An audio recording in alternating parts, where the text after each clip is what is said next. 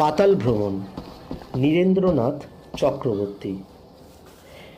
বাইরে যখন হাজার দৃশ্য, তখন সেসব ফেলে পাতাল ভ্রমণ করতে ভোলা চড়ল পাতাল রেলে। চড়ল বটে, কিন্তু পাতাল পৃথিবীতে হায় হায়, আধার ছাড়া আর কিছু তো দেখাই নাহি যায়। কি আর করে হতাশ ভোলা, তখন মনে মনে থামতে গাড়ি নামলো গিয়ে পরের স্টেশনে। উপরতলার বন্ধুরা তার সেথায় হয়ে জড়ো, বলে ও ভাই, কি দেখলে ভাই, বর্ণনা তার করো। কিষ্ট হেসে জানাই ভোলা, শোন রে সবাই, পাতাল দেশে আধার ছাড়া কিছুই দেখার নাই। নদী, পাহাড়, গাছপালা আর